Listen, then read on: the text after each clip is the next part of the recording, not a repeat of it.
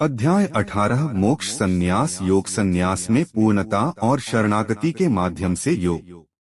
अर्जुन ने कहा है महाबाहु, मैं संन्यास और त्याग की प्रकृति के संबंध में जानना चाहता हूँ। हे केशनिषूदन, हे हृषिकेश, मैं दोनों के बीच का भेद जानने का भी इच्छुक हूँ। परम भगवान ने कहा है, कामना से अभिप्रेरित कर्मों के परित्याग को विद्वान लोग संन्यास कहते हैं और सभी कर्मों के फलों के त्याग को बुद्धिमान लोग त्याग कहते हैं।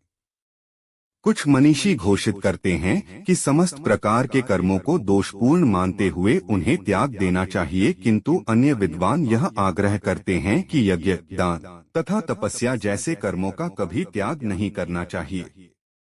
हे भरत श्रेष्ठ, अब त्याग के विषय में मेरा अंतिम निर्णय सुनो। हे मनुष्यों में सिंह, त्याग के लिए 3 प्रकार की श्रेणियों का वर्णन किया गया है।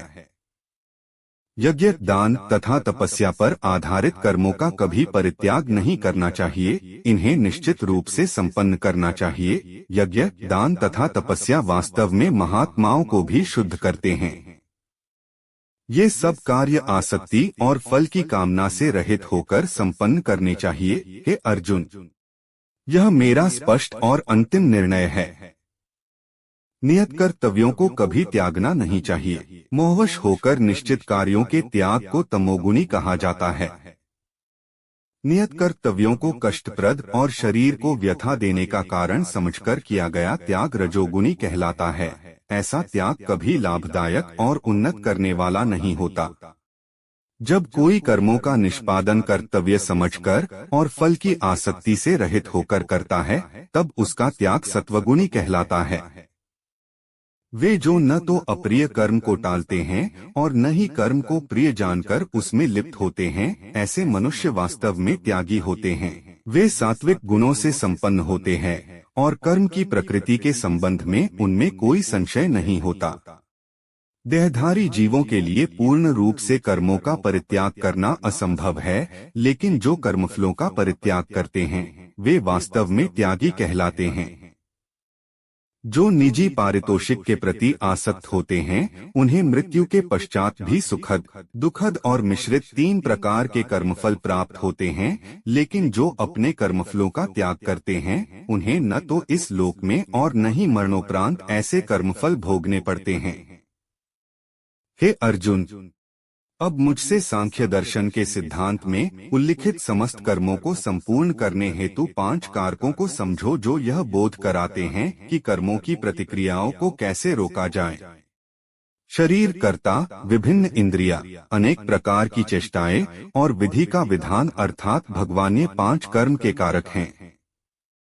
शरीर, मन या वाणी से जो भी कार्य संपन्न किया जाता है, भले ही वह उचित हो या अनुचित, उसके ये 5 सहायक कारक हैं। वे जो इसे नहीं समझते और केवल आत्मा को ही कर्ता मानते हैं, अपनी दूषित बुद्धि के कारण वे वस्तुओं को उनके वास्तविक रूप में नहीं देख सकते। जो कर्तापन के अहंकार से मुक्त होते हैं और जिनकी बुद्धि मोहग्रस्त नहीं है, यद्यपि वे जीवों को मारते हैं, तथापि वे न तो जीवों को मारते हैं और न कर्मों के बंधन में पड़ते हैं। ज्ञान, ज्ञान का विषय और ज्ञाताए कर्म को प्रेरित करने वाले 3 कारक हैं। कर्म के उपादान, स्वयं कर्म और कर्ताए कर्म के 3 घटक हैं। सांख्य दर्शन में ज्ञान, कर्म और कर्ता की 3 श्रेणियों का उल्लेख किया गया है और तदनुसार प्रकृति के 3 गुणों के अनुसार इनमें भेद का वर्णन भी किया गया है। इन्हें सुनो और मैं तुम्हें इनका भेद बताता हूँ। जिस ज्ञान द्वारा कोई नाना प्रकार के सभी जीवों में एक अविभाजित अविनाशी सत्य को देखता है, उसे सत्वगुण प्रकृति ज्ञान कहते हैं।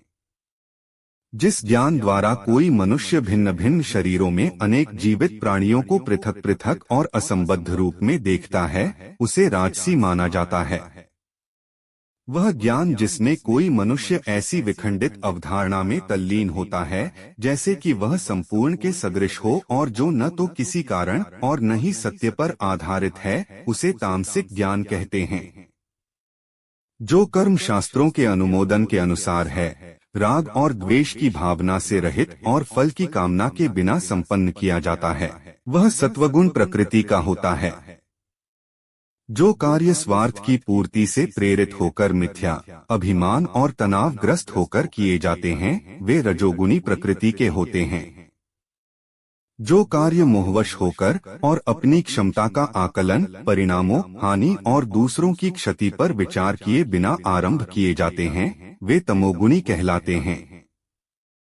वह जो अहंकार और मोह से मुक्त होता है, उत्साह और दृढ़ निश्चय से युक्त होता है, ऐसे कर्ता को सत्वगुणी कहा जाता है। जब कोई कर्ता कर्मफल की लालसा, लोभ, हिंसक प्रवृत्ति, अशुद्धता, हर्ष एवं शोक से प्रेरित होकर कार्य करता है, उसे रजोगुणी कहा जाता है। जो कर्ता अनुशासनहीन, अशिष्ट, हठी, कपटी, आलसी तथा निराश होता है और टाल मटोल करता है, वह तमोगुणी कहलाता है। हे अर्जुन, अब मैं प्रकृति के तीनों गुणों के अनुसार तुम्हें विभिन्न प्रकार की बुद्धि तथा वृत्ति के विषय में विस्तार से बता रहा हूँ, तुम उसे सुनो। हे पृथापुत्र, वह बुद्धि सत्वगुणी है, जिसके द्वारा यह जाना जाता है कि क्या उचित है और क्या अनुचित है, क्या कर्तव्य है और क्या अकरणीय है, किससे भयभीत होना चाहिए और किससे भयभीत नहीं होना चाहिए, और क्या बंधन में डालने वाला है और क्या मुक्ति देने वाला है। हे पार्थ, ऐसी बुद्धि राजसिक कहलाती है, जो धर्म और अधर्म तथा उचित और अनुचित आचरण के बीच भेद करने में भ्रमित रहती है। जो बुद्धि अंधकार से आच्छादित रहती है, अधर्म में धर्म, असत्य में सत्य की कल्पना करती है, वह तामसिक प्रकृति की होती है। जो धृति योग से विकसित होगी और जो मन, प्राण शक्ति और इंद्रियों की क्रियाओं को स्थिर रखती है, उसे सात्विक धृति संकल्प कहते हैं। वह द्यति जिसके द्वारा कोई मनुष्य आसक्ति और कर्म फल की इच्छा से कर्तव्य पालन करता है, सुख और धन प्राप्ति में लिप्त रहता है, वह राजसी धृति कहलाती है। दर्बद्धिपूर्ण संकल्प जिसमें कोई स्वप्न देखने, भय, दुख, मोह, निराशा और कपट का त्याग नहीं करता, उसे तमोगुणी धृति कहा जाता है। हे अर्जुन, अब तुम मुझसे 3 प्रकार के सुखों के संबंध में सुनो, जिनसे देहधारी आत्मा आनंद प्राप्त करती है और सभी दुखों के अंत तक भी पहुंच सकती है। जो आरंभ में विष के समान लगता है, लेकिन अंत में जिसका स्वाद अमृत के समान हो जाता है, उसे सात्विक सुख कहते हैं। यह शुद्ध बुद्धि से उत्पन्न होता है, जो आत्मज्ञान में स्थित होती है। उस सुख को रजोगुणी कहा जाता है, जब यह इंद्रियों द्वारा उसके विषयों के संपर्क से उत्पन्न होता है। ऐसा सुख आरंभ में अमृत के सदृश लगता है और अंततः विष जैसा हो जाता है।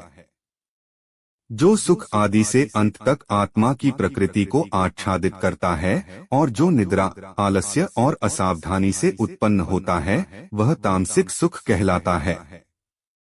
इस भौतिक क्षेत्र में पृथ्वी और स्वर्ग के उच्च लोकों में रहने वाला कोई भी जीव प्रकृति के इन 3 गुणों के प्रभाव से मुक्त नहीं होता। हे शत्रुहंता, ब्राह्मणों, क्षत्रियों, वैश्यों और शूद्रों के कर्तव्यों को इनके गुणों के अनुसार तथा प्रकृति के 3 गुणों के अनुरूप वितरित किया गया है, न कि इनके जन्म के अनुसार। शांति, संयम, तपस्या, शुद्धता, धैर्य, सत्यनिष्ठा, ज्ञान, विवेक तथा परलोक में विश्वास, ये सब ब्राह्मणों के कार्य के स्वाभाविक गुण हैं। शूरवीरता, शक्ति, धैर्य, रण कौशल, युद्ध से पलायन न करने का संकल्प, दान देने में उदारता, नेतृत्व क्षमताएं सब क्षत्रियों के कार्य के स्वाभाविक गुण हैं। कृषि, गोपालन और दुग्ध उत्पादन तथा व्यापार वैश्य गुणों से संपन्न लोगों के स्वाभाविक कार्य हैं। शूद्रता के गुण से युक्त लोगों के श्रम और सेवा स्वाभाविक कर्म हैं।